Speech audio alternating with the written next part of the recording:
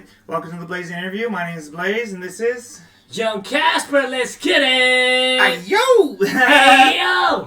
Alright, so Kasper, one thing I like to know is, like, how do people, like, get into the profession? So how did you become a rapper? Like, how did you get into rapping? Well, I don't want to say very cliche to say. Funny story. It's always like that, rap actually wasn't my first try at hip-hop or music, so to speak. Okay. My dad sings, my mom sings, and my sister sings. So I tried singing first. Such a Filipino thing. I know, exactly. and you know, we'll get to that too. It's like, I want to be a rapper. I want to be a singer. You should be a singer. So I tried to sing. It didn't work out. I love singing. Singing didn't love me. So then I tried breakdancing. Okay. Breakdance was okay too. I was in middle school, fucking around, But I've always been into music. I just never thought of rapping. Then I tried to produce. Try to DJ. Okay. So rap was last, Mm-hmm. and then I was like, fuck, I can't do any of these. Well, why couldn't you do it? Were you just not good at them? It's not that I wasn't that good. It was more like I when I was at my cousin's and I was doing the turntables and I was like, cool. I didn't feel the love, and I didn't want to take it home and practice and breakdance. I didn't want to practice by myself. It was like, okay, everyone's dancing, cool, but then rapping, I noticed that I'd be rapping to myself. Writing, I always wrote poetry, but then I was like, all right, let me try this. So basically just got into that. It started off as a joke at first. So we were in middle school, 8th grade, and Eminem was out. Jin was not out yet, but he was, Asian people rapping was not in yet. So, Yeah. 8th grade, people were battling, et cetera, and I hop in, and then people rap, we freestyle, all that good stuff, and people was like, you sound pretty dope, and I was like, y'all fucking with me, right? And shit. So it started off as a joke first. I just thought I wanted to fuck around and get into the scene. So it started off as a joke, and then after that, I started writing more, recording songs on my own on the computer, et cetera, recording songs to myself, just seeing what it sounds like. It sounded like shit. I don't even know where those files are anymore. But that's how it always is, right? I record every day. The tracks would be like 8 minents. Like I didn't even know what verses, and I didn't know nothing yet. Then I started studying more, listening to, and every classic album you think of, from Biggie to Tupac, Jay-Z, all the collections, like studying. Okay, 16 bars, 4 count. Okay, I learned it on my own. Nobody sat there and taught me this is how you write, and I mean not that this is how you write, but more like these are the rules and guidelines. If you want to break the rules, you got to know the rules first. Yeah. So once I figured that out, then I started writing in a structured format. 9th grade hit, I'm telling everybody I rap, they still laugh at it. It's still funny. But I kind of embraced it more. Just because I felt like I could rap, and the fact that people were kind of like intrigued by it, they didn't necessarily take it as serious, but I took it serious. So I guess that was the difference. Yeah. I guess that's the love, where like people don't believe in you, but you believe in it. So DJing, singing, I had no belief in myself. Rapping, I was like, I'm pretty dope at this. You just don't believe it yet, but I'm pretty dope at it. So that's pretty much how I got into it. It was a getaway for me as well, making music. I come from a broken home, so that's why my outlet was trying to DJ at my cousin's house, get away from my parents fighting, or breakdance, get away from my parents fighting. Writing was me getting my thoughts out, because at that time, I'm not saying therapy was not cool at that time, but still wasn't. I mean, you want to, right? Yeah, and I'm not gonna tell my mom like, hey, like I'm kind of sad. It wasn't that I was sad. It was just like I had some angry feelings. Yeah, things pent up that you wanted to get out. Anger, I wanted to get out, and I felt like poetry at the time was it. But then I was like, this is not enough. Like it's, there's more I want to say. And in poetry, you can't really. I mean, you could say a lot, but I felt like, I was restricted by certain stanzas, like haikus and stuff like that, 5/7, whatever the hell. And then I started rapping, and I felt like I was more free expressing myself, especially because I was only rapping to myself at the time. So I was really. I realized that expressing myself via music, via writing, was my outlet. Because then I was able to be a little more calmer with things. And handle everything. Because when I say I come from a broken home, I know everyone's like, yeah, my mom hit my dad hit my mom. It ain't like that. I'm talking about ass whooping every day. Not for me. It wasn't child abuse, but it was it was a crazy lifestyle. That's why I relate to Eminem. With the whole, with how his family, and then his dynamic syndrome, and all, my mom's was off, So I related to that a lot. So writing was me getting my demons out, or becoming friends with my demons. What was your first album or mixtape that you dropped? What was it called? Oh man! So I didn't go by Young Kasper at first. What was your first name? I didn't go by. Where'd you go? What was your first name? I go by Kasper at first. So shout out to all my folks at Cleveland High School. So I didn't go by Kasper first. That was always a nickname, but I didn't use it. I went by another name, and it was Infamous One. Infamous One. Infamous One. The reason was Infamous One. It was more of a joke, and again, I don't know if we could say it in these times. I didn't kick it with all Asians. I kicked it with the basketball team. So it was like Latinos, blacks. Yeah. Well, I was one Asian or one of the two Yeah, Asians. yeah, there's few. So anyways, I'm rapping, right? Mm-hmm. And then, we crack jokes with homies like, when I get introduced, people are like, oh, you don't know this fool? You don't know Kyle? this ninja's famous. Yeah. And I was like, this is famous. He's like, yeah, this is Infamous. I was like, Infamous. And so, played with N, famous, that's how I spelled it. Okay. That's just a pretty dope name, I ain't gonna lie. Thank you. And that's what it was. So it's Infamous. And they didn't know that was just this ninja famous. It was a joke. Yeah. So then I picked up Kasper Junior. That's when I started taking something like, I can't be ninja famous. Yeah. So I started taking up Kasper. Kasper was a nickname as a kid because I had a big ass head. And I like to scare people, hide and seek or whatever. I embraced it more because then I was like, yo, I kind of relate to this shit. Like, Kasper, why is Kasper Kasper? Kasper was Kasper because he was a ghost kid. He died as a kid, so I felt like my childhood was dead too. Okay. So that's how I adopted Kasper. Switched it with a K. With a K. Okay. Yeah. So that's how you got That's it. how. Yeah. The mentality. Okay. But what was your first? Was it mixtape or album? The first album was called Infamous One, and Infamous One. So you named that yourself? Yeah, I named it. Myself, and the title was Round One. Round One. Yeah, and there was a bullet with a gun. It was like cliche gangster rap shit. Like I don't even. Well, now I got a license to buy one, but I never had a gun at that time. But I'm like, just put a gun here, and you just Photoshop that bitch. Yeah, and my art teacher, shout out Mr. Katie, my art teacher, I was in animation before. Yeah. And he was like, "We draw for you," and so it was like a full-on art project. In class. He was like, "All right, cool." Yeah. It was about I don't even know, like 12 tracks. Each track was like 2 minutes, 8 minutes. It was very random. 2 to 8 minutes. Yeah, damn. It wasn't even songs. It was just stuff that I put out. Yeah. It was crap. I don't know.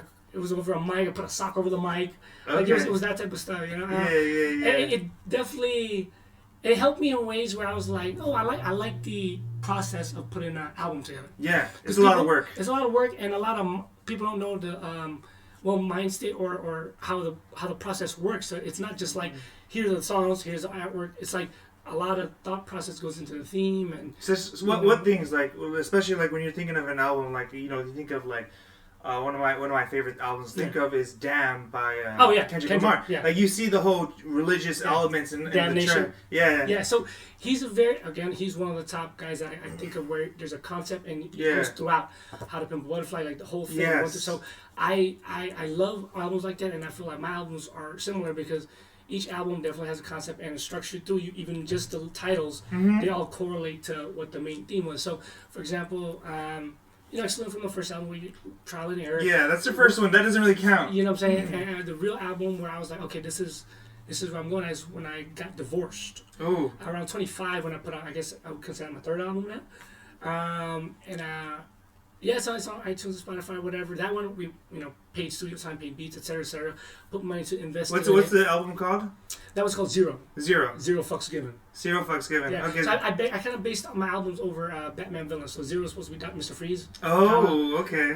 My other album, Project Main. Tattoo. Yeah. So little things like that are again into the concepts of the superhero. Like second album was called THC, the Hero Complex. Yeah. I just felt like I'm a hero, but I was still learning to be it, and I kind of leaned into becoming a villain, so to speak, because of the world. Each album has its own energy, so to speak.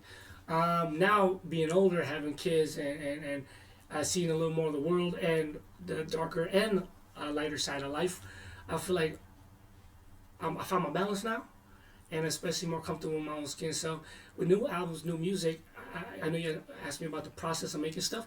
It took me longer to make albums than before, where I thought too much, or I recorded something multiple times, or I recorded something one time and that was it. Now I can kind of feel things out, like let me re-record this verse. Yeah. Let me cut this whole verse. Let me replace it with somebody else. Like I'm kind of that into the music now, where I'll go into the studio, we write in the studio. Yeah. Sometimes we'll spit bars and we'll piece together songs, lyrics in the booth. Yeah. It's not like before, we're like, give me 3 months. Yeah. Life's too short, we don't have 3 months. By the time 3 months, someone else put out 2 albums already. Yeah. So for me, if you go back the last, since I was 25, I'm 35 now, or 35 now, 8 years running, I've dropped an album each year. Nice. That's a lot of work. And I've dropped videos for each projects, Nice. a lot of money. Yeah. Not more so money like more money like I'm investing in myself. Yeah. People be like, why do you spend so much money on videos? Or if ever someone thinks that, Hmm. a normal person will be like, oh, that's how much. I don't know what they say. Me, I say I'm investing in myself. Yeah. So if I'm putting good money, I feel like the outcome or result later is I'm getting better. I'm always getting better. Yeah. So I don't look at it as I'm putting too much money. I don't focus on the result. It's just the journey and the process. Mm. So far everything's been working out. Like I said, shout out Young Bach Productions. Yes. Like I don't Baka. Baka. For example, you and I. Like Yes. I don't seek out interviews.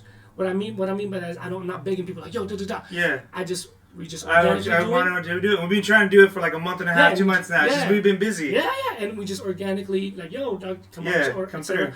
Or even let's say meeting at shows. I don't force relationships where it's like, you know, some people it's Hollywood, right? Some people be like, hey, what's up? Da da da. Oh, I fuck with you. Da da. If I fuck with you, I'm gonna let you know. Yeah. If we just that, I don't know you yet, but I don't want to be that fake person. Yeah. And I think people appreciate me being genuine when it comes to the music and in real life. Yeah. So especially because you're hosting a lot of hip hop / comedy shows, and it's two different people, two different mindsets, yeah, two different mindsets, two different ways. Vibes. To do it. I like how you said that because I'm not saying that I make it look easy, but it is not as easy as people think. Like hosting for rappers is very different from hosting for comedians, and if you put one in the other, it's not saying easy to mess up, but you can easily lose yourself because. For example, catering to rappers is a little different.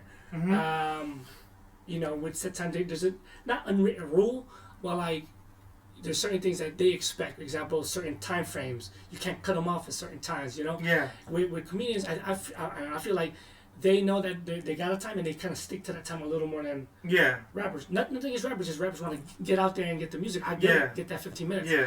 And then as far as but the comedians, y'all, you have to. Some of them, you have to rein them in. Yeah, you gotta rein them in. They want to. They see that light and they run right through it. Yeah, and it's all energy, so it's kind of similar but a little different. Where it's like, for example, rappers, if I mess up their name, if I mess up their name, they may or may not have an issue only because I rap as well. Yeah. But comedians, when I've messed up, and Baka can't spell for shit. So sometimes I'll be like, Jimmy Smith, and like, yo, it's Jamal Warren. I'm like, fuck, Baka, what the fuck? So I'm you know. And they will say something about it. They'll tell me on the side like, yo, bro, you fucked them up. I'm like, shit, or they'll crack it while they're doing their. It's more respectful. I feel it's more of a respect thing. If they like you more if they do it on stage, but they do it afterwards. Oh, and they mad at you. You know, I guess that's why comedians do kind of. I think they tend to fuck me because I'm all for the laughs too. I get it. Like you fuck up our names, like you get it, but you're not gonna forget it after we call you out. out. And I even say it to them like, yo, I don't want to fuck up his name again. I think that's why people again appreciate my hosting and rapping and me as a person because I keep it real. Like if I fuck it up, I'm gonna tell you I fucked up, nothing fake about it, and like I'm all for the fun. Like I'm here to laugh. It's a comedy show. I'm here to laugh. It's funny how rappers sometimes they go to comedy shows they don't want to laugh, and then or let's say comedians. Or let's say people in general, they go to a rap show, they don't want to put their hands up and go crazy. Yeah. So it's definitely a different energy. That's funny. That's funny. I get the same thing with like comedians. Like a lot of comedians, you see this. A lot of comedians don't laugh at comedy because other comedian laugh. It's like it's my competition or something. Yeah. But us rappers, like I'll laugh. Yeah. But then rappers, if another rapper's rapping, they'll be like. It's the same shit. Yes, it's the same shit, but different. You know what I'm saying? Like, oh shit! That's so funny. I see both sides, and I talk to Baka now about it a lot too. Like I tell him like, yo, it's funny how like I'm a double agent right now, and it's kind of working because like easily one side go, who the fuck is this guy? He just raps, or the rappers could be like, oh, this guy was hosting a comedy show. Why is he here hosting for us rappers? So luckily I've been able to because I rap, so I've been able to.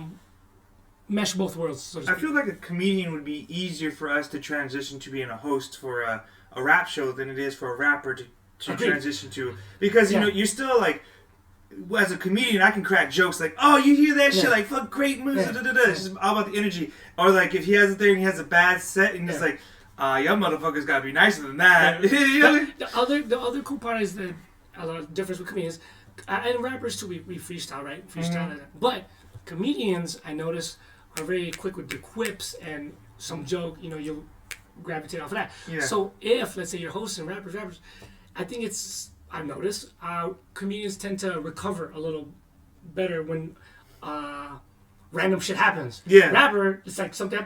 Like I see them get thrown off sometimes. Yeah. Because they're so into their mojo or whatever they're doing. Mm-hmm. So pros and cons. But yeah, definitely comedians hosting. I've noticed that they're a little more easier to work with on both sides. Yeah. Okay, I can see that. I can see that because I will say this: you think comedians are a little bit low maintenance compared to rappers? You know what? We're talking about male or female? No, both. Both. You know what I mean? A little bit of both. It depends. I guess it depends because on the person more. Depends on the person, and again, on terms of street credit, respect level, I think because some of a lot of rappers that have been coming through locally, they have. I'm not saying they heard of me like being a diva, but they have heard of Kasper, like he does music, like it ain't like I'm just a random rapper that decided to be a rapper one day and he's hosting. It does come in a little different when you know the person's genuine about their shit. Yeah. Like, he's putting out videos, he's really rapping shit. So I think that respect the hustle. Respect the hustle, thank you. And then comedians, I think that I don't crack jokes like that, but I think they appreciate the fact that I give them, I treat them not as a rapper, but I try to make sure the crowd, when I host, get energetic because I don't want, as an artist, getting on stage and it's like crickets and then it's like, all right, let me do my thing. Yeah. I'd rather do it for y'all because that's my job as a host. It's a hard work because you're taking a lot of punches. I do take a lot of punches, yeah, and especially like imagine you're like a robot and you gotta keep doing the same shit after every 5 minutes. Yeah. And try to do it differently so no one gets bored. Yeah. And then there's 25 names. Yeah. On it. So, and doing that 3-4 times a night. Yeah. I mean a week. Yeah. It's it was a little complex at first, but then I got used to it. I found my own little ways to get in between. But honestly, it was a great dojo for me. Now I'll be on stage and I don't give a fuck if there's 5, 10, 500, 5,000. Like, we doing the same shit. Yeah, you get but that also helps you in your rapping, right? Absolutely, yeah. And piggybacking off what you said, when it comes to rapping, me on stage now, different beats, different animals. Shout out Kanye. In the booth and studio, same idea. I get in there. I don't have to pretend to be else. I just be the best version of me, and that's what the world gets. Go DEFCON 5 on them. Yeah. In terms of before, where like let's say I go to a show or a studio session, and again I don't know how other people or other artists think, but me I'm like, all right, I gotta bring my A game. I gotta hang with these are big dogs, or psyching myself out. Now mentality is I'm gonna do my shit, and if they don't fuck with it, they're gonna fuck with it later because I am the shit. Like it's just a because that's how a lot of comics are. It should be, and you gotta believe you're the funniest motherfucker, so that way it just emulates. Otherwise, if you're, I'm not a comedian, but as a rapper, if I'm thinking I'm subpar, I get on stage, it's gonna be subpar. Yeah. You don't go in a boxing ring thinking I'm gonna win half the fight. Yeah. You go in, I'm gonna knock this fool out. So in terms of music, I get on stage, I'm gonna kill this shit. They're dope too, but I'm gonna kill this shit. So they wanna kill it right after me. Yeah. That's how I feel.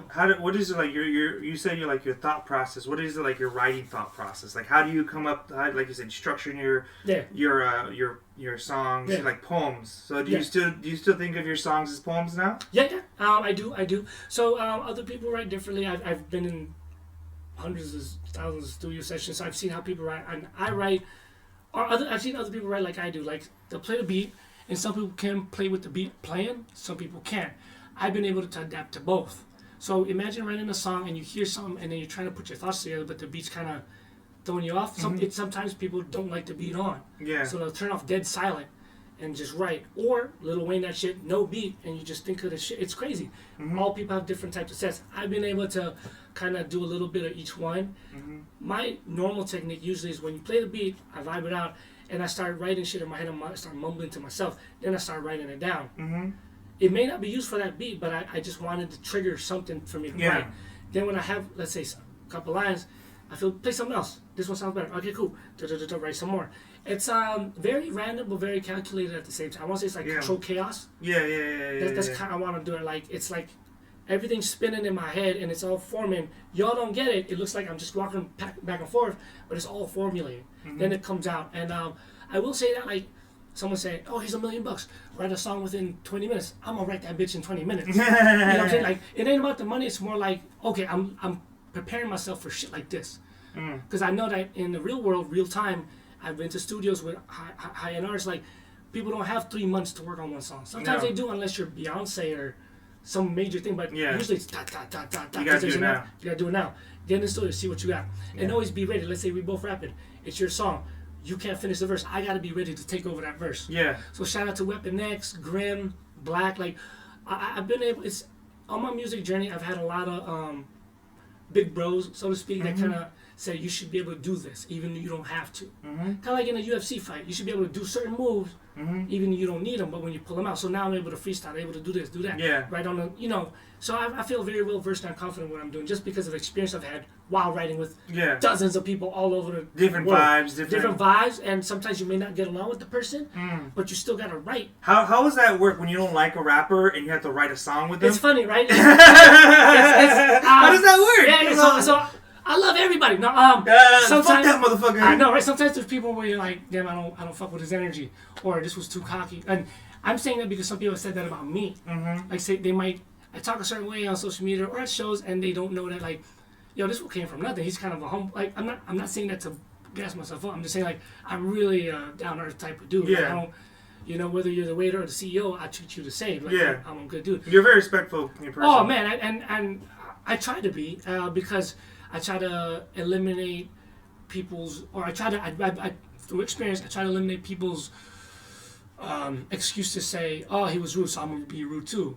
Instead, I'm nice, and if you're rude, then I'm like, oh, that's on you, bro. Like I'm, you know. Then people are like, oh, this. I'm like, I gave you full respect. You got a personal problem now. At this point, now we got a problem. Yeah. So I always try to be, even when people are not respectful. Like, let's say I open a door for somebody and they don't say thank you. I used to be like, you're welcome. Now I'm just like, yo, I was meant to open this door for you. Go ahead. You got something to do. I'm with that positive mentality. Yeah. Especially after this fucking custody battle for 10 months, bro. Like, it really changes you. Yeah, I mean, that's a lot, especially when it's your children. Yeah. People don't know this, or I mean, people do know I got kids, but I mean, people don't know how it is when trying to live life when you have a kid, and then trying to do a job with 1 or 2 or 3, 4, 5 kids. Then you're trying to juggle How many kids you got, Kasper? I know. I got 3. I got 3 for sure. For sure? What does that even mean? For sure. I got 3 kids for sure. I got custody of all 3. I had 5 at one point because my baby mama had 2 of her own. Okay. So I was Okay. I was watching all 5. It was nuts, like the Brady Bunch.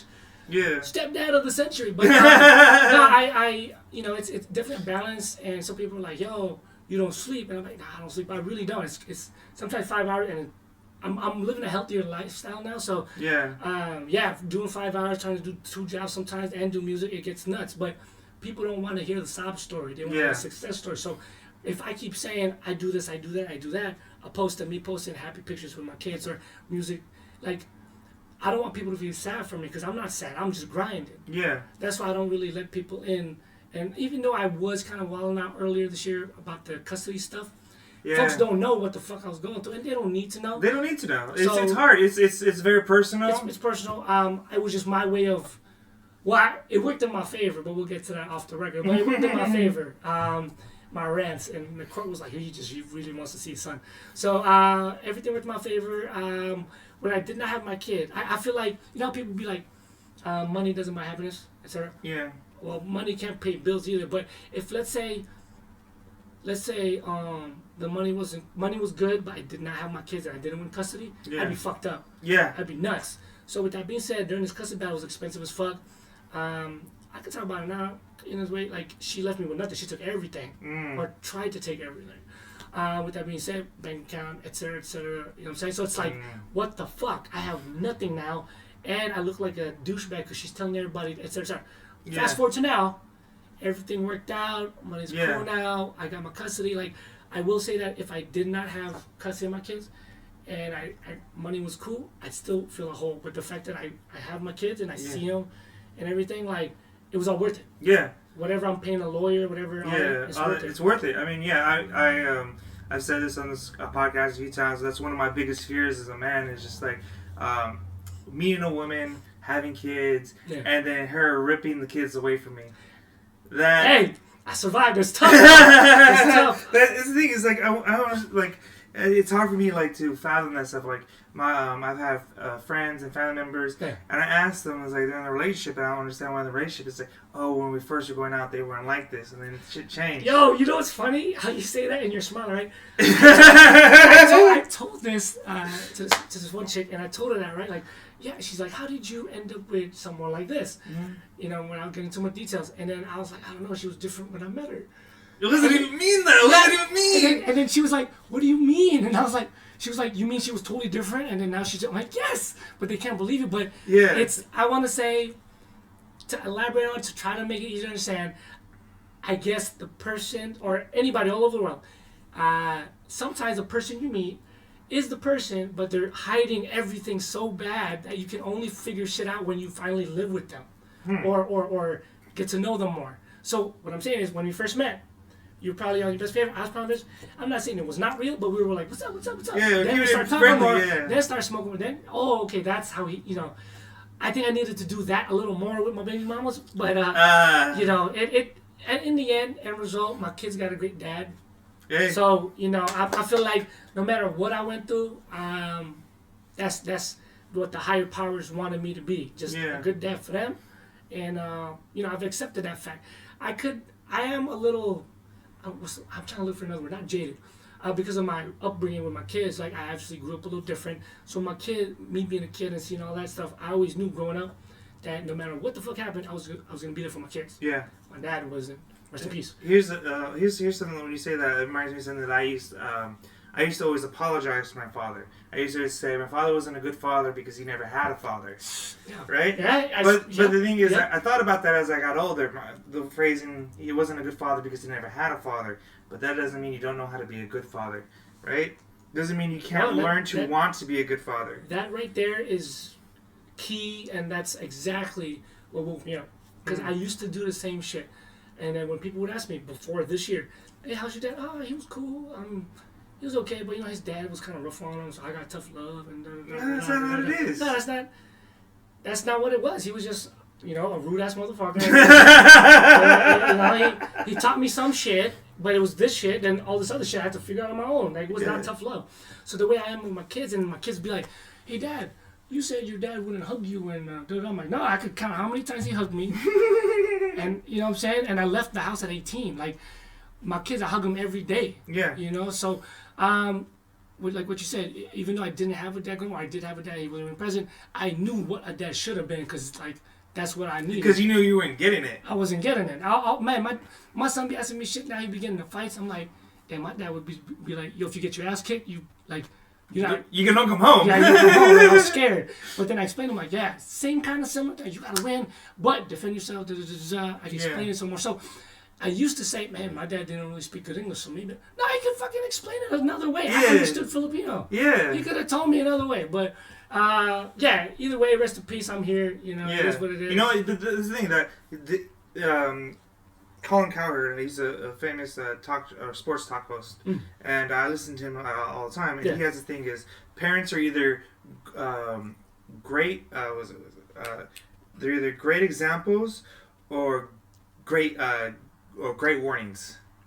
Either great examples or great warnings. Either work great people, honest people, hardworking, or they're a great example of what not to be. And I love my mom. If she's watching, I love my mom. And I tell my moms now, and I'll be telling Mom, you crazy as shit.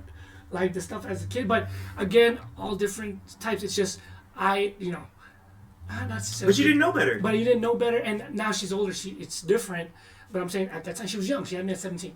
Oh yeah, she's a kid. Know what I'm saying? So my dad was 19. So growing up, like there was, it was like fucking Bruce Lee every day. Bruce Lee versus Incredible Hulk. I don't know. It was nuts. And I didn't blame him for that, but at the same time, I'm just glad she grew and she got out of that young mentality. My dad, he was kind of still immature in a lot of ways. So growing up as a kid, I matured a lot faster, and I'm glad I did, and it worked out. Yeah.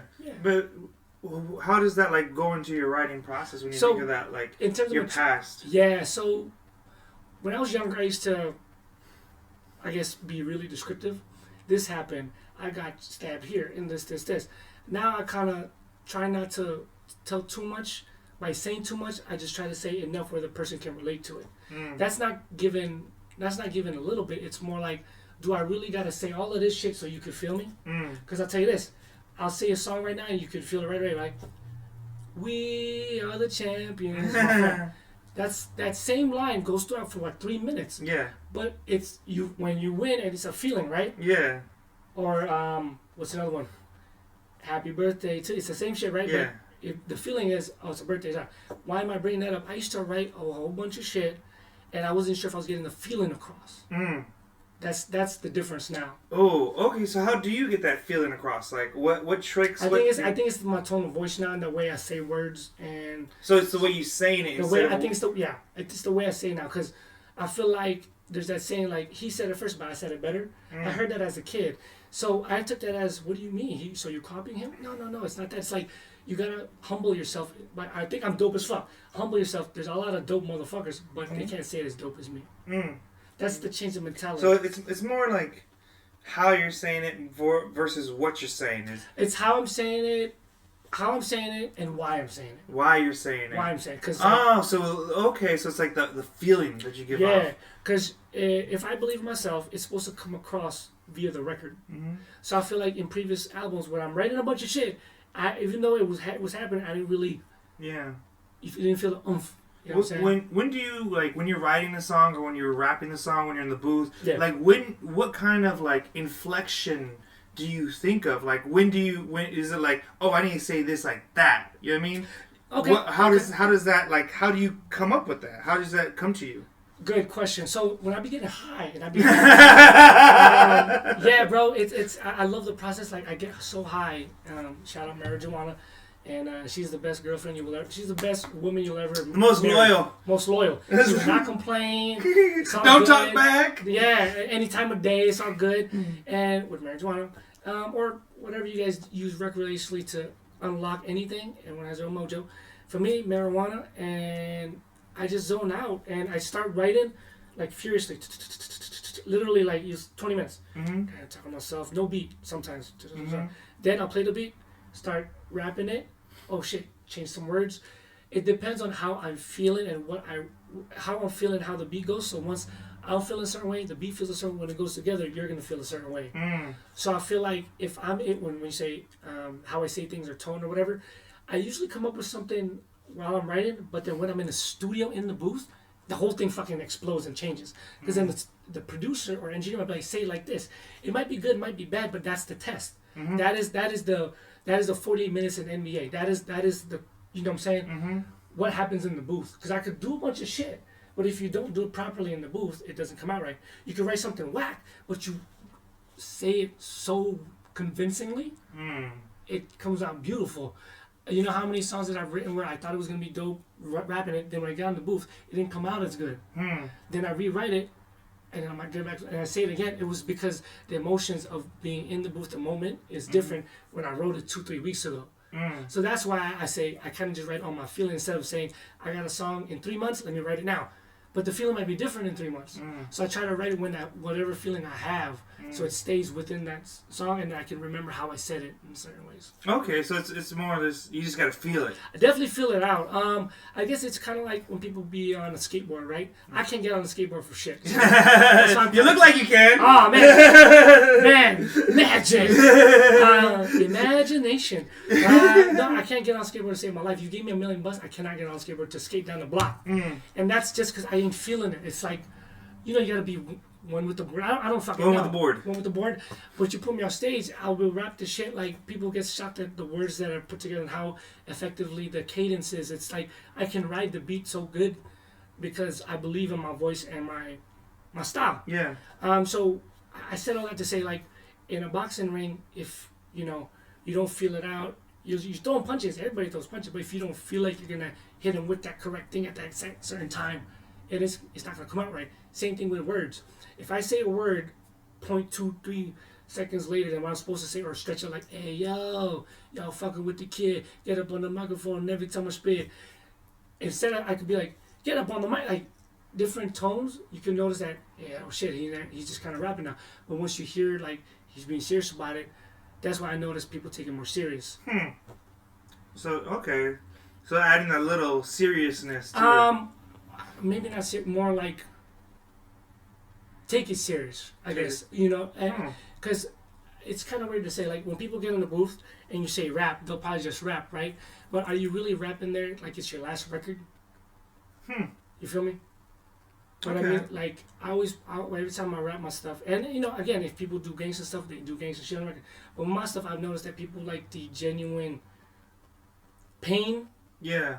Even though it's not like crying pain, but they feel like, emotions. Yeah. Thank you. That's the word. That's the word. Emotions. Emotions. So as long as I get my emotions across with the way that I say it, that's the beauty in the music for me. Because I listen to a few of your tracks, and every time I always think of you, I was always like cruising down the street, kind of LA vibes. You know what I mean? Like you're sitting down, like you're sitting in the car, just driving down the block, and just like cruising. That's like how I feel. The main of your vibe. Yes. It's not like you said. It's not really gangster rap. It's not really like it's not really lovey-dovey. It's not lovey-dovey. Yeah. It's not like it's more like we chilling, we having a good time. Like we in the car. Thank you. Like you're driving down Santa Monica or some shit. And that's exactly what I wanted. Overall, my music to be in a way, not just cruising, but more like you're cruising. Whatever you're going through, you'll probably pick up something off of what I said. Yeah. And you go project your own thing off of that. But it's mainly deep thinking. Yeah. Kind of reminiscent about. It's definitely cruisy music. It's like when I'm in the car, I'm cruising, going somewhere. Especially when you're not like you gotta drive it.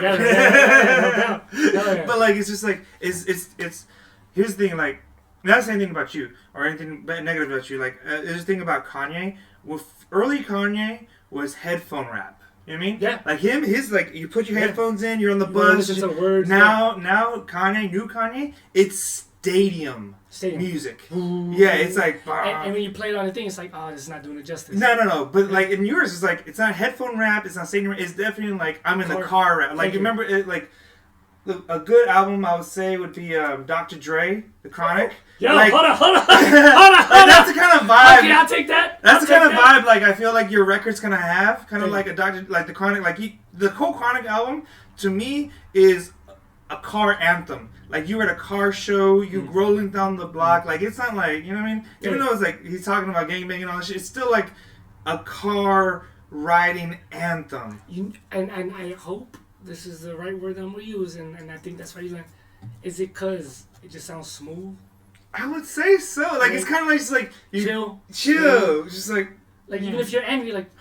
Yeah, because you're just driving, even because you be driving angry all the time. Fuck that bitch. Yeah. Fuck that dude. Yeah, it's just like. Fuck love. It's just like. Where the drugs at? It's very smooth, you know? So, I try to use my pain definitely, like, as a, like a comedian, and again, this is.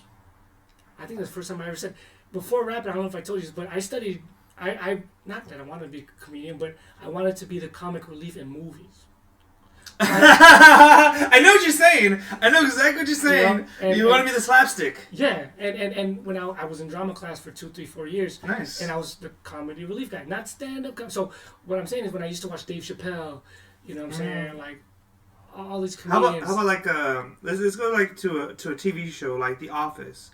Like, you know when you've seen The Office, right? Yeah, so like, when you go to like, kind of like Dwight, even though he's serious, he's still like the slapstick of the whole show. Kind of like that in that sense, or more like a Jim.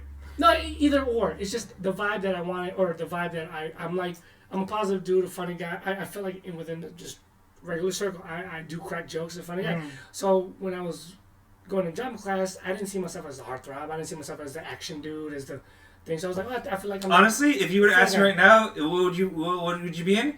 Definitely a kung fu movie. Yo, I'll be hair.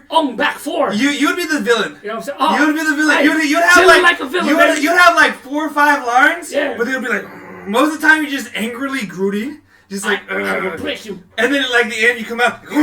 Yo, just man. take your shirt off and shit, all buff. I be wilding like Mr. Child turning a bolo. Hell yeah. No, and I would love to do all that. I'm all for the movie. And again, I didn't really say this, but 19, 20, 21, when I left the house, I did go into acting in the Philippines. So that's, in the Philippines? Yeah, that's what I did, 19, 21. Oh, what the fuck? Yeah, you could Google it. What the fuck? What do I have to Google? I was on a TV show and everything. You were a TV show and everything. TV shows, soap operas, stuff like that. I'll show you the flicks. Yeah. What the fuck? All right. Name one. What is it? What? Well, so if you look up Starstruck, and type in Kasper Esguerro, you'll start seeing videos of me. So your name was Kasper Esguerro. That was Esguerra. That's my last name. So they didn't want. So my real name's Kyle, and I was like, yo, I don't want people my real name. I go by Young Kasper. They're like, but in Philippines, it's not really rap oriented at that time. This was like 2007 and shit. And they was like, nah, let's just go Kasper Esguerro. Your last name. I was like, whatever you guys want to do. So that's what we ran with at that time. What did you do any acting here in LA? I've gone to some auditions, but whenever it got to the final, I was like, I don't know if I could do that because I'm still doing music. What I mean by that is like they wanted me to talk a certain way, and then I was like, I don't know if like, I'm not saying that I wouldn't fake the funk for it, but I was like, I don't talk like that. What I want to say to that is like, Dave Chappelle has this thing that he won't go into address because he doesn't want another black man to be demasculine. Because there's that too. Like that. Yeah. Do you feel, is it like that, or is it like? What is it? Because I mean, it's acting, bro. You're playing a character. It's not you. I mean, if I say something, like, is it because is it like what is it they have you saying that you don't want? And I guess now I might be able to do it because I guess I get confident. At that time, they wanted me to play the Asian guy that didn't speak English. Oh, so you didn't want to? Yeah, but I can't do. I mean, I could do a fake Asian accent, but. Let's see your best Asian accent. Hurry up and buy! No, hurry up and buy! You know, and yeah, and like me trying to do it is kind of like trying to fake the So when I was doing, I was like, I could do it, but I was like, I don't know, does this feel like me? Like at that time. And now you're like the paycheck shit. I can do whatever you want. Now let's go. So I guess it was just a switch of mentality. Like you playing, like you say, you're playing a role. Why are you really that dope of a rapper that you can't humble yourself to just do this? Like at that now, that's how I'm thinking now. Back then, I was like, I'm a dope rapper. I shouldn't be doing that. It was a weird mentality I was in. So you felt like you had to humble yourself. I'm humbling myself now. Now, but back then you were too on your high horse. Then I got off that show in the Philippines, and I'm thinking like I don't have to do this stuff. I could just be me now, you know, because I was a rapper at that time, already like kind of popping and stuff. So it was definitely humbling myself. I mean, plus going through a divorce. You got married, okay? Because I know your wife's Latina. So how did you? Ex-wife. Excuse me. I apologize. Your ex-wife is Latina. So what you? My DMs is open. DMs have been open. they're still left unsent. No, so wait. So when did you meet your wife? And then so you met your wife before or after you moved to the Philippines? After Philippines. Okay, because that's where I was confused. Like, how do you convince this Latino to move to the Philippines? No, hell no. Yeah, exactly. She never would have. No, I've only been with like Asian women like less than. I've always been Latinas. So I can see why. Yeah. I love tacos. 18, 19, 20, Philippines, 3 years straight. Then when I got here, before I turned 21, I worked at a laboratory, which I will not name right now. I worked at a medical laboratory. It was cool. Wait, how the fuck do you go from acting to working in a medical lab? Like, what are you doing medically? Like, man, I think are you just gonna? They're like, oh, he's Asian. He's good enough. The Asian genes popped out, and I was like, yo. How the fuck? What were you doing in this medical lab to be unnamed? What were you doing? Test tubes and everything. What were you testing? A lot of stuff. What the fuck, Kasper? Yeah, it was crazy.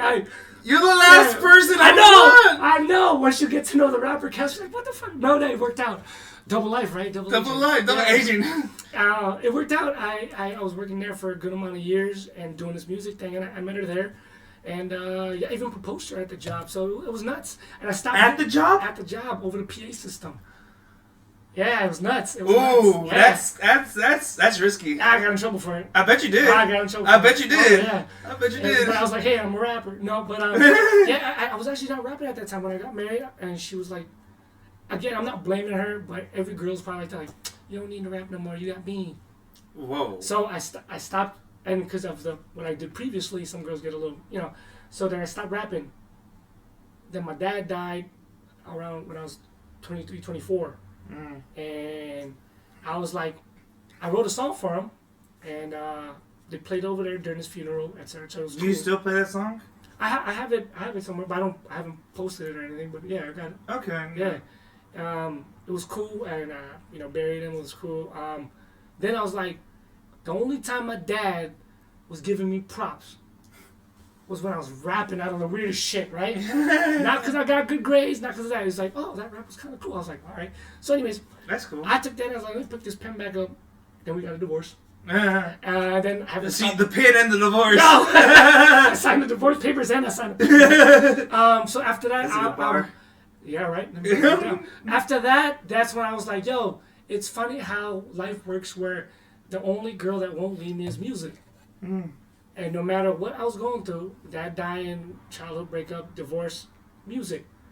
And I carry that all the way until now, where it's like, when I'm going through stuff, I'll just write some shit down, and I have my notes on my iPhone is just full of verses.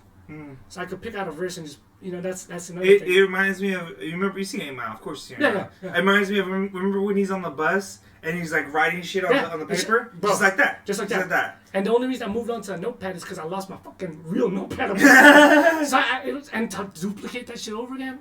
It's a lot. It's a lot. I mean, I actually, when I was in high school, even now, every motherfucker wants to be a rapper. Every motherfucker in LA wants to be a rapper. Right? So I actually used to, in high school, I had 2 years in a row, I got my 2 poems published in the in our high school poem contest. Yeah. So I got I got like third place. Right. It was like a $50 prize. I was mad because I went to the dude to the teacher, Mr. Rubin, his name.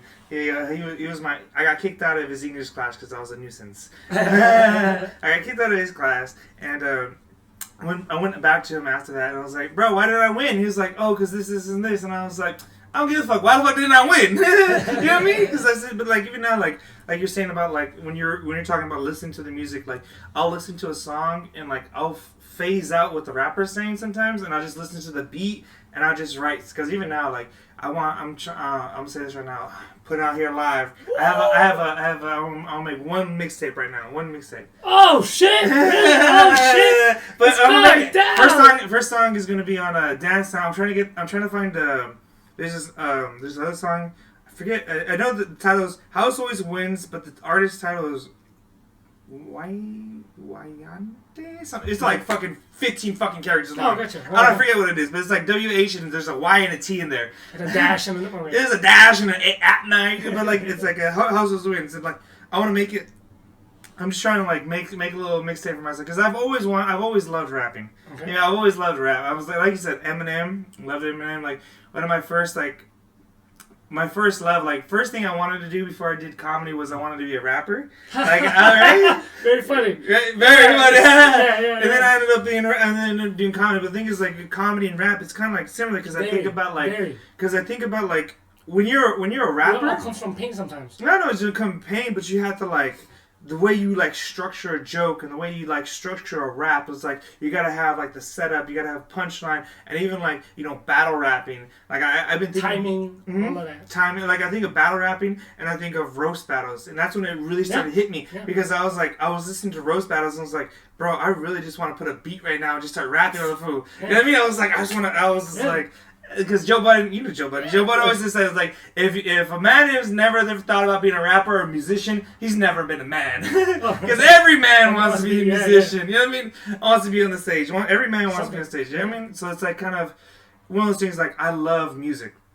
And then, like, like I said, like, how I would describe your type of music is, like, I've learned to, like, just describe, like, the way I feel about music. And I feel like as a kid, I didn't understand, like, what music made me feel. See, you see what I'm saying? Yeah, it's the feel. It's the feel. It's like Kid Cudi.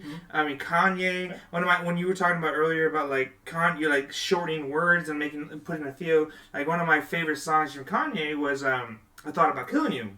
Okay. Remember? Yeah. It's like I thought about killing you. And I was like, I thought about killing myself. Goddamn right, I thought about killing you. I was like, Kanye, I know how you feel because I thought about killing myself. And I thought about killing this bitch too. And I was like, I could just choke her the fuck out. Yeah, talk about it, rap about it. It's like that's the beauty of music. And like, but I want to transition from that really quick because you've heard about like Jay-Z and a whole bunch of artists who are now trying to fight so that way that or rappers' lyrics can't be used in court. I heard about that. How does that make you feel? As a rapper, like, all right, you could talk about this because, like, the thing is, like, the one I always like to say is, Johnny Cash didn't kill a man just to watch him die. Mm-hmm. You know what I mean? He made the whole song up. But you have these rappers who come out talking about, like, especially drill rappers, and talking about shooting. Exactly what they did, yeah. Yeah. But the thing is, they saying what they did versus Johnny Cash saying, like, yeah. And that's the funny part, right? Like, so if we're a rapper and you're supposed to keep it real, and then you're telling everybody, yo, but don't use my lyrics against me. So are you basically saying, I'm going to fake the fuck out of this right now? Or are you saying, I'm going to tell the truth, but don't get mad? Yeah. So to me, it's like, I guess, if you can't use it, then that means you're kind of not skewing the line or the law, because because I remember this in the 90s. The Rico shit, that'll get you. Yeah, because I remember in the 90s, that was huge. Oh, that was, it's like, if you're not about it, if you haven't gangbang, if you haven't slang, then your bars are weak. Yep. But I feel like in the early 2000s, even to now, like, we'll let you get away with a little bit of fugazi sometimes. But, like, if you're about to, like, 6ix9ine. 6ix9ine was talking all that shit about being this and that, about being Trey, and then he pulls up and Trey, hey, you Trey or you ain't? Yeah. And he's a nay. And he's not a Trey. Yeah. And so, different. Yeah, see? That's what I'm trying to say. Is like, he's the kind of like, I want to say he's the modern day poster child of that, like, using the rap lyrics in his thing, but also trying to, like, distance himself. Like, oh, it's fake. Like, he's like, because he, you know. And he plays off of it, right? You know what I mean? It's his shtick. You know, some people be like, they get on the Sway's freestyle, you know? Yeah. And then, let's say Tyler. The creator? I know he can freestyle, but he'll purposely just say funny bars to make you laugh. But I know he can fucking freestyle like crazy, but he's just playing off of that shit. Yeah, because he's playing because that's the thing is Tyler. I've recently only started loving Tyler after the Call Me When You Get Lost. Because I was really after the whole Odd Future, like when they first come out back in 2011. Yeah, back in 2011 with the cockroach and everything. Because I'm a huge Hopsin guy. Oh yeah. I love Hopsin. He's one of my favorite artists. Nuts. Yeah. I love him. And so like when he was against Odd Future, I was against Odd Future. And he was like my gang, the 50s, you know, to the whole East Coast, West Coast. Yeah. So I was on Game side. I wasn't on 50 side. Game was from West Side. I was, you know what I mean? So it's the same thing with me. Like Hopsin, Potato Head. If Hopsin's saying fuck Tyler, I'm like fuck Tyler. You know what I mean? That's how it was. I was a stan. Yeah. But then like Karma When You Got Lost came out, and then I started hearing it, and so I went backwards in his discography. You mean? And then I heard Igor, and then I heard Flower Boy, and then like I was like, okay, yeah. And then I really like I went backwards in his discography. I didn't go forward. So I went from Karma When You Get Lost to what's the one where Yonks. Yeah. So I went from backwards to forward. And honestly, I gained more of an appreciation for his music because even he says, like, even in his comment when he got lost, is like, y'all met me when I was a 19-year-old kid. Like, I grew up from that. You know what I mean? Yeah. Like, I'm not that guy anymore. Yeah. And, like, it made me realize, like, yeah, we can't let, especially being an artist, like, a lot of folks want to pigeonhole artists into a certain category. You know what I mean? Like Tyler, like, yo, he's this weird rapper. Like, but then you listen to him, and like the shit he says, like, it hurts. It gives you an emotion, like you're saying, an emotion. And you know, with me being Asian, and I'm gonna say that when people see me rap, they're expecting a certain thing. Oh, he's probably gonna do some, you know, hyphy shit. You know, fly like a G6. Remember that shit? Oh, okay, yeah. You know, or Smiles and South Star, some G&M, something Asian. You know. Then they hear me rap, they're like, oh shit, like, oh wow, he raps totally different than what I thought. The voice is different, da-da-da. So even that alone, I've heard this many times. People be like, yo, I actually went through your songs now, or album, like, you can spit. And yeah. Like, what did you think I was doing on this? Bitch, weren't you listening? No, so I think me being Asian and me doing certain things or whatever, I know that the lines, not go over their head, but they don't pay attention at first. Yeah. Because they're like, what the fuck is going on? Yeah. Then they hear it.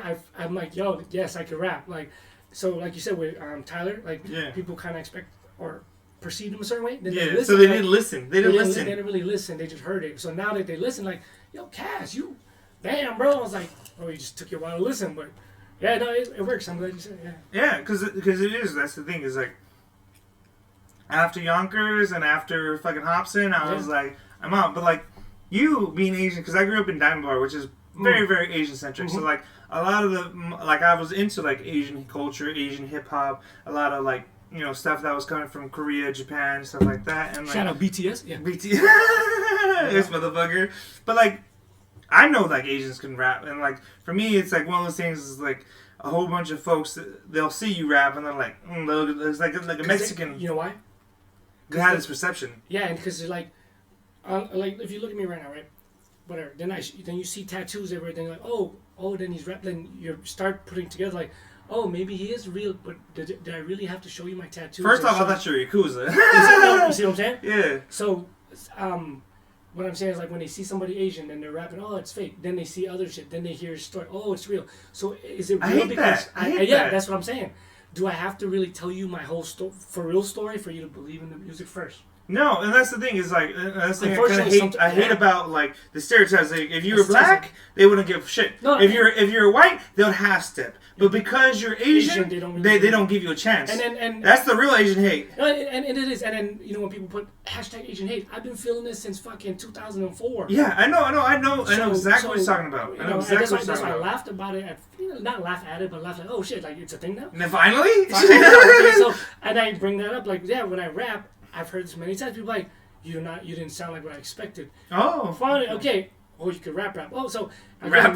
Oh, you can rap. Oh, you can rap, but you can rap, but you can rap. That's a diss. See? That's a hard. So it's pretty funny, right? Yeah. And I gotta take all that. Like, oh yeah, for sure. Yeah. No, I feel that. Especially being like I'm Mexican, so I'm Latin Mexican. So like, oh, you're Mexican or Mexican? I was like, so it's like I have to full step every time because you can't half step. No. You can't quarter step. You can't, because especially because you're stepping. You'll be all in or not. Yeah. Because even though people say you're a guest in the situation, you're not a guest in the house, man. Mm-hmm. You're in the same struggle, and people like they wanna. I always feel this especially a lot of Asian artists. They wanna like decredit what a lot of Asian artists are doing, which I think is so dumb. And I personally take offense to it because I grew up in an Asian area, and so it's like I know what, and I see firsthand and I hear firsthand. Yeah. Like I remember as a kid, so like it was like. It had been 2009, 2010. I was a junior sophomore in high school, and it was front page of the San Gabriel Times was UCLA. It says UCLA has a limit on Asians. Basically, I don't remember what the term is, but they said we administer too many Asians, so we have a limit on Asians, and it was right there in fucking like 6-inch bows. Like UCLA has too many Asians. That's the thing. And so, the thing you hear now, like UCLA, or not, Harvard. Harvard's being sued right now by, like, the Asian something, I forget, Asian whatever group. I don't know. I just know the Asian something. Yeah, I get you. And they're suing Harvard because they have, like, a limit. Like, they only accept X amount of Asians. And I've known this for a long time, is that, like, especially because I have a whole bunch of friends who didn't go to UCLA, USC, Stanford, Cal, like, great schools. Yeah. They tell me all the time when I was in high school, they were like, because I'm Asian, I gotta go have a 4.0, I have to be in band, I have to have like 2,000 hours of community service, because if I don't stand out from all the other Asians, I'm just another Asian with a 4.0. I'm like, bro, what the fuck? Yeah. And like, everyone was telling me, it's like, if I don't have a fucking AP class, like, I can't get into UCLA. And I'm like, why can't you? Like, you have a 4.5. It's like, yeah, I have a 4.5, and I only do band. I need to do something else, or I can't fucking go to UCLA. I'm like, bro, that's not even what it was. And the thing is, like, Harvard even said that they curtail the amount of Asians in their school because they're more withdrawn and not as social and more driven towards studies. Oh, wow. I'm like, what the fuck does that even mean? Tricky. Yeah, that's pretty tricky. I mean, like, for me personally, I just, like, I've seen, like, there's been the, what's the rule? Like, the Title IX, but there's also, like, about college, getting to college. Yeah. I forgot the term right now. But I'm thinking hard like I went to college. Yeah. But, like, what's that called again? Not Title IX, but that's for women's, but, like, not reparations, but, like, making things equal. Yeah. It's about, you gotta go somewhere tonight? I have that show later, yeah. What time is it? Right now it's... like 6:15. Yeah, 16. But what time you gotta be there? I was gonna meet up with somebody around 7. Okay, so we'll wrap this up in a bit. Oh, no, but we'll wrap this up in a little bit. But like, what was I gonna say? You're good. Like I said, like, I understand where you're coming from, because I can see, like, how, as an Asian, it's harder for you to get respect, especially in the entertainment industry. Like, the only time Asians... Thank you for saying that. And some people don't want to say it. They do this. They go, you're pulling the Asian card. I'm like, what? The fuck do you mean? Yeah, when was there an Asian card? When the fuck has there been? The only Asian card there's been is like, oh, you're good at math. See? That's the only Asian card. I brought that up before. I'm like, oh, it's because I'm Asian. I gotta rap twice as fast to impress everybody. Yeah. You ain't gotta do that, Asian, bro. I'm like, what the fuck? You do. Bro, I do. You do. You have to. It's kind of like being the white boy in the room. Yeah. It's like being the white boy in the room. But you gotta actually do what's even worse. The Asians gotta be better than the white dude. There's this joke that I seen Dave Chappelle say. He said, when you see like like say you're in the ghetto and you see like 12 black dudes and one white dude. the craziest one is that white dude because you have no idea what he had to do to be in there. Yes, that's so true. With me, like I'm, shout out Young Kasper Productions. Like, I rap my ass off. I do my thing, and I do feel like I respect that. And I gotta. Not necessarily. No, they're my team, but I'm saying like it's just in the world. I do feel like I gotta do certain things. I gotta stay on point because if I fall behind a little bit, like he's just another. It's because he's Asian. Because he's Asian. Yeah. That's not really him. And that's not what it is about. It's like, and that's why I feel like I understand what you're saying, especially being light-skinned Mexican. Especially you get that little look, like are you sure you're supposed to be here? Yeah. Like, you sure you're supposed to be here? Yeah. And like I pull up and I start speaking Spanish and I'm like, ¿qué está pasando? And they're like, hey, ¿qué pasó? Oh shit. And they're like, yeah. And they look at you and they I bet you always get this that's still like. Yeah. They squint their eyes and they turn the neck. It's like, okay. Every time I get off stage, like, yeah, rap, bro. No, we don't rap. We rap. No, we rap. Yeah, no, it's like that, and I've just grown to adjust to it accordingly. Mm-hmm. Not take things too heart. I feel like some people just need to, open their eyes. But I'm here to. So you can open your eyes, like, look, there's more to... Because, like, what was it? Jin, Mac 10. Yeah. I mean, there's a lot of great Asian rappers out there. Yeah. There's way more than I don't even know of that there's so many more. So, here's a funny one. Like, I ran into this over a couple years, like, people, internet trolls. Mm-hmm. So I'll be like, yo, I'll say something like, I dropped a video, someone trolling. There's already an Asian rapper, Dumbfounded. So I'm like, so there's only one? Yeah, there's only one. Could there only be one black rapper? Yeah, and then second, that was, I think it's Korean. I'm like, yo, look, like, there's different races now. Like, there's only one representation? That's crazy. Yeah. So I used to be upset, but now I'm like, oh, we all look alike, so I play off of that joke now. I'm like, yeah, we all look alike, but we all could try to rap, like. Let's be fair. You're the Mexican of the Asians. Let's be honest, my man. We all know the Philippines are the hardest working Asians. Man. The hardest working Asians. I say it all the time. I say when you see a dude with chinky eyes and a Spanish last name, he's Filipino. That's true. Hey, but because the motherfuckers know how to work. Bro, Filipinos know how to work. Let like Mexicans. And we got 4 last names and shit. But yeah, no, I mean, it's very close, and that's why I love Latinos, I guess. Yeah, we're very, there's a lot of cultural, because we were both colonized with Spanish. Yeah. And so a lot of our cultural ties, cultural histories, Catholicism, everything. I mean, and it's cool. It's like, that's part of the reason why I like Filipino women. And in a way, I will say this, Filipino women are the thickest Asians. I can back that up. Filipino women, the Filipinos, they're thick girls. I love a Filipino. They did that, pancit and lumpia and shit. The pina. All of that. So it's beautiful. It's a beautiful thing.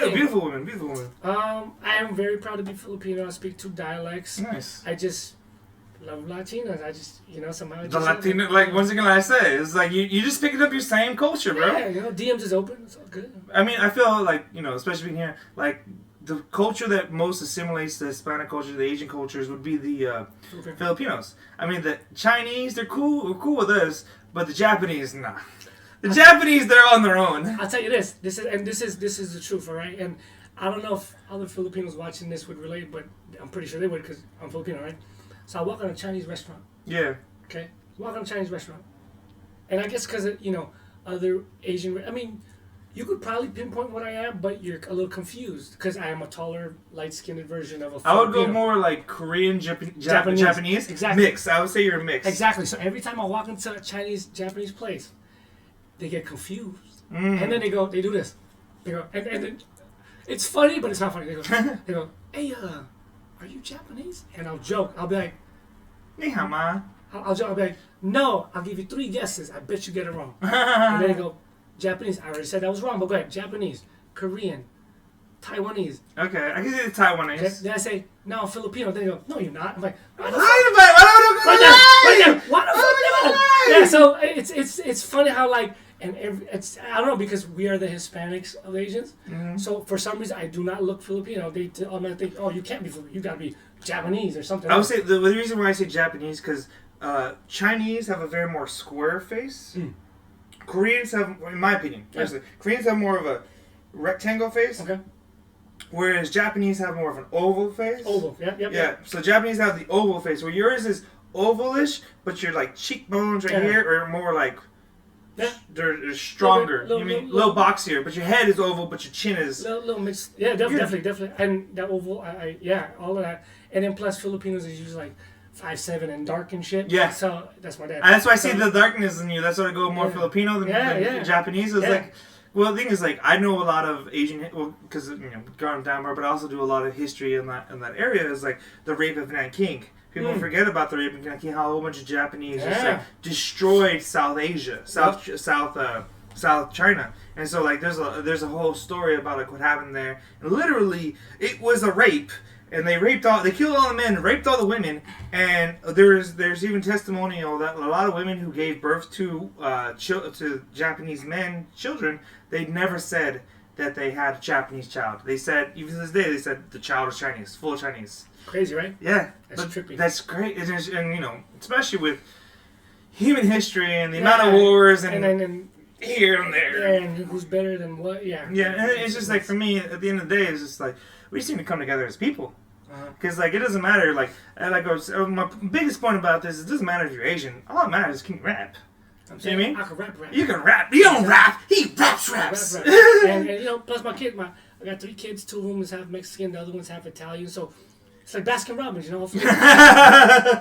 Those some beautiful babies. Those some beautiful babies. I got 2 Hispanics and I got a little white boy with me now. So, he's Italian. I guess I gotta put Caucasian now, huh? Yeah, Caucasian. I mean, yeah. But you have a beautiful family, beautiful kids. Yeah, I mean, I've seen their pictures, and I thank you. And I'm happy for you. You're one of the many people. I ain't gonna say few because I love a lot of people. You're one of the many people I love, and one of the many people that like respect your craft. Appreciate it. Because I've listened to your albums. I won't say I listened to all of them. I've listened to probably. I've listened to I think I went to a few I won't say 15, 20 of them, and every time I listened to them, I was like, damn, I wish I was driving. I think people when they listen to my music, at first again the whole he's Asian, isn't it? But after you listen or once or twice, you're like, oh shit, he can actually make songs. Yeah. He can actually rap. And I used to take that as a, what the fuck? But now I'm like, I get it. Just get past the exterior. Yeah. You'll get the energy. It's like, don't judge a book by its cover. Because I hear your raps all the time, and especially when you're up there on a Baka station. It's like,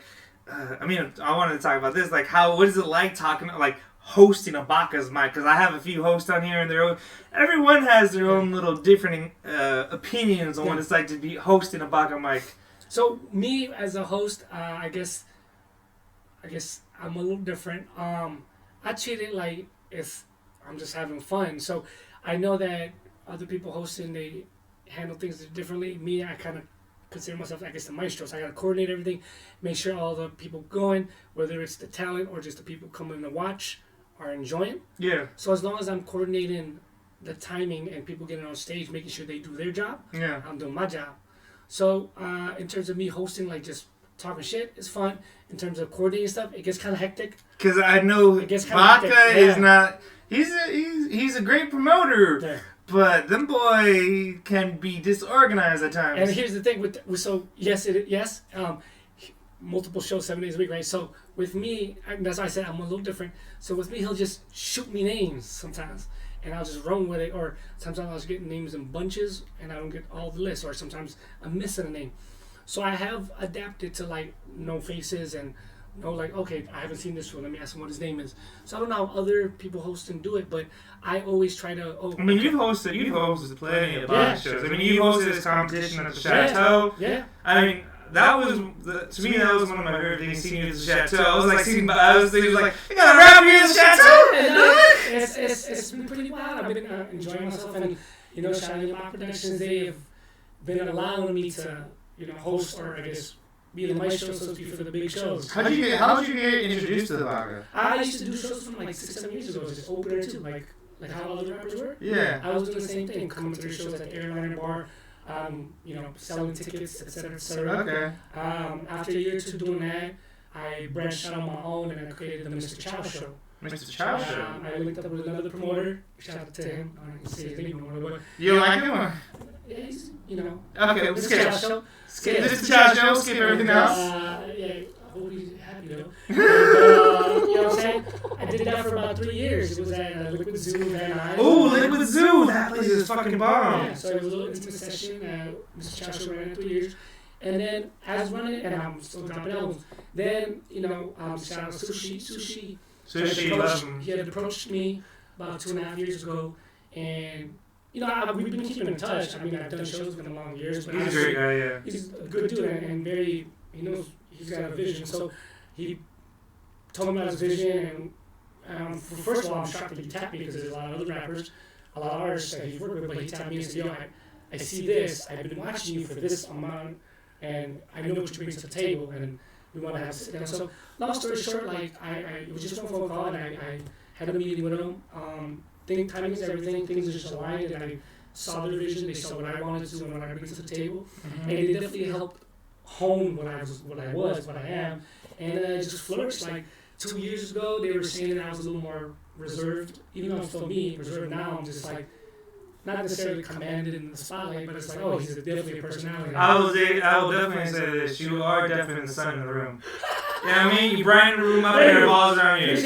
You're one of those folks who's you definitely the sun in the room. Because there's very few folks that can command that kind of attention. And there's certain people when you walk into a room, everyone looks at you.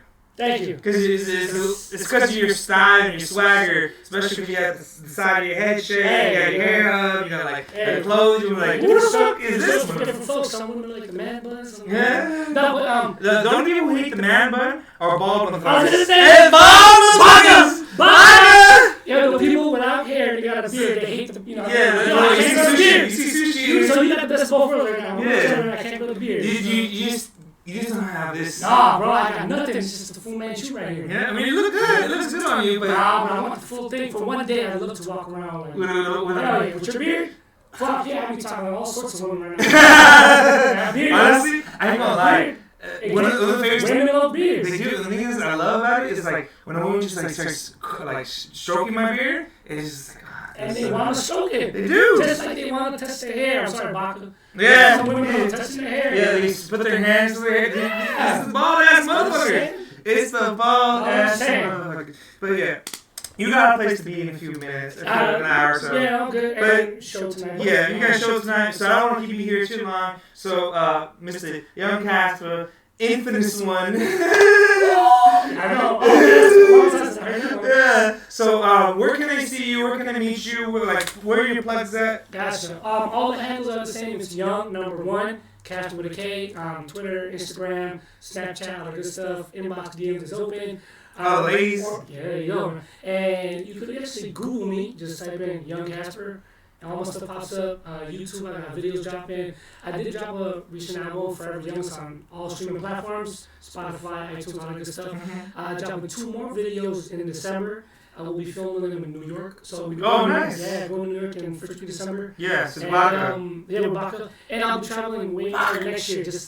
I've been traveling a lot with him just this last 10 months. I've been stuck with this court thing. Hey, you know what? Hey, we know what it is, man. You know what it is. Hey, this is Young Kasper, the Great Father. Let's go, baby. The Great Father. Thank y'all for having us. Take care, y'all. Let's go.